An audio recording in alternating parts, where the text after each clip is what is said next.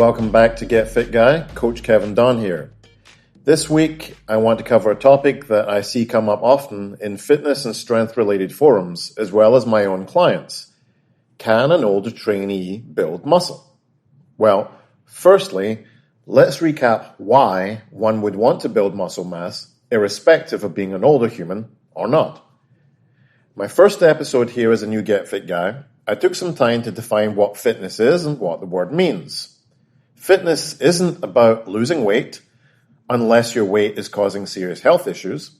It's not about whatever fad diet you're reeled in by, or the latest supplement that a single corporate-funded study done on 7 white mice tells you that you need to add into your morning pillbox rotation. No.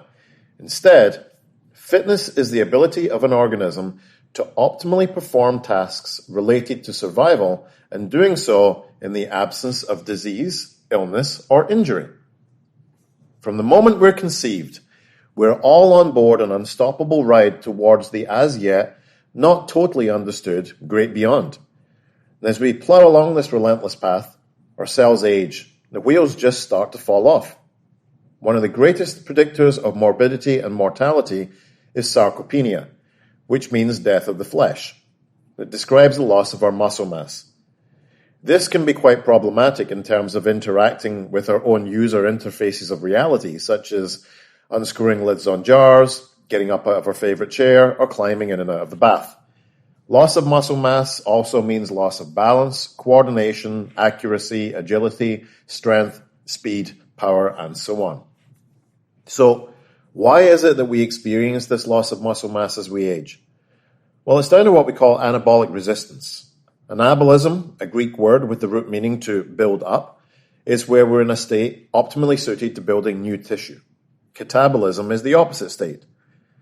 Aging populations, also known as the entire human race by nature of being organic, are eventually anabolically resistant. As we age, it's normal for appetite to decrease because we have decreased sensitivity to taste. Foods just aren't as tasty as they once were. We also have decreased activity levels, decreased blood flow in capillaries, which impedes nutrient delivery to muscles and cells. These and other factors mean that many seniors are actually malnourished. One study conducted in Singapore showed that 33% of the adult population over 55 were malnourished, and 90.6% of those were classed as either being frail or pre-frail. Now, the good news is that studies have confirmed that resistance training is an effective first-line treatment for sarcopenia. So what does resistance training mean, and what would that training look like for an older cohort? Well, resistance training is, as it says on the tin, training in the presence of some form of resistance, typically an external load. I was at the gym the other day, and after my training session, I decided to induce a low-grade fever in myself by using the sauna. Check out my episode on heat versus cold therapy. From the sauna, I had a view of the swimming pool, where there was a very popular class with the elderly. They were using weights and doing some aerobics. I was quite interested in this because I was trying to understand why you would take 1-pound foam dumbbells into a pool, where the water itself is holding them up, and then assume that there would be any strength benefit whatsoever. We also know that impact loading from things like walking on an inclined treadmill, compression from a barbell, is the only way you can remodel bone. So why would we want to have an aging population treading water? The benefits I could see are that water itself does provide some external resistance, but only when you're pushing through it, not whilst floating around on the spot. And even then, once you adapt to the resistance the water is providing, how do you increase the stress to keep adapting? Because we can't make the water thicker each week. Of course, there's also no impact on the joints, and I know that's a major concern for many older people. But if you have pain in your joints when you're walking, that's a case to see an orthopedic specialist, not for catastrophizing and body swerving a natural human movement like walking.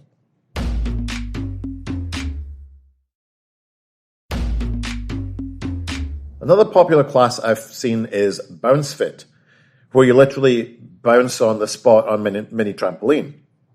Again, we've removed any real muscular effort and impact. It's taking place on the spot due to limitations of having a large number of people in a small space. And these classes are not by definition resistance training. They're just gimmicks that are created by an industry that's making money by bamboozling you at every turn with complexity bias, making you think that new equipment and new class offerings are the answer to a simple problem. The only thing it's the answer to is your gym's client retention numbers. Resistance training should be as simple as possible. You should hit as many reps as possible, to the biggest range of motion possible, using the most muscle possible.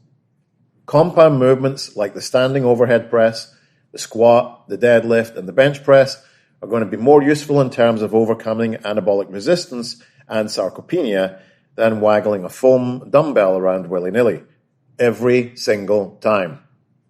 Remember, because you're resistant to the intervention, it's very likely you need a bigger dose of the medication, which in this case is resistance training. So you may want to find yourself doing more reps or more sets to get in a volume that allows you to force an adaptation. I'd recommend starting with twice-a-week sessions, combining upper and lower efforts of 3 to 4 sets of 8 to 12 reps per exercise at a high effort. Remember, we're not all still swimming around in primordial sludge thanks to adaptation and evolution. This was driven by external environmental stressors. The sole marker of success in a species is its ability to reproduce. Passing genetic material on and propagating as a species is how the success of a species is judged. In order to survive and propagate in harsh environments, organisms had to adapt. This is why we have wonderful variations of species, as we do. So there has to be external stressors, because no challenge, no change. This is why resistance equipment, like a barbell and dumbbells, are way more useful than Aquafit. You cannot incrementally increase the drag factor of the water on yourself unless you want to go and design your own incrementally less aquadynamic swimsuits. We need to say, okay, last week I did 3 sets of 10 at 20 pounds. This week I'm going to do 3 sets of 10 at 25. Here's a good idea too. I tell my clients I want the volume the same, just a harder effort. So let's say in the above example that they successfully hit 3 by 10 at 20 pounds. This week I want 3 by 10 at 25. Because the load has gone up, they might only get out 8 reps in each set. So they actually owe me a 6 rep deficit in total volume. So they give me 3 sets of 8, and then they would do an extra set of 6 reps to have the same volume but greater total maximum load across the session. Because in week 1, they did 30 reps at 20 pounds. So they moved 600 pounds in the session.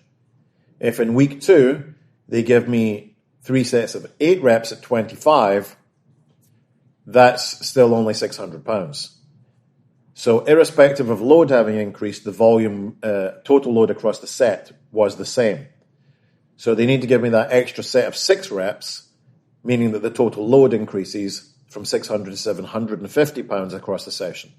So now we know we're driving an adaptation and overcoming the dreaded sarcopenia. Now, as always, please email me if you have any questions or comments. I do love to hear from all my listeners, even if it's only to email them back to tell them they're completely wrong. Email me to find out if that's a joke. Contact me at getfitguy@quickanddirtytips.com or check out the Get Fit Guy Facebook page. Get Fit Guy is a Quick and Dirty Tips podcast thanks to the team at Quick and Dirty Tips, Adam Cecil, Morgan Christensen, Holly Hutchings, and Davina Tomlin. Our intern is Cameron Lacey. I'm your host, Kevin Don. If you have a question for me, you can voicemail me at 510-353-3104 or send me an email at getfitguy@quickanddirtytips.com. For more information about the show, visit quickanddirtytips.com or check out the show notes in your podcast app.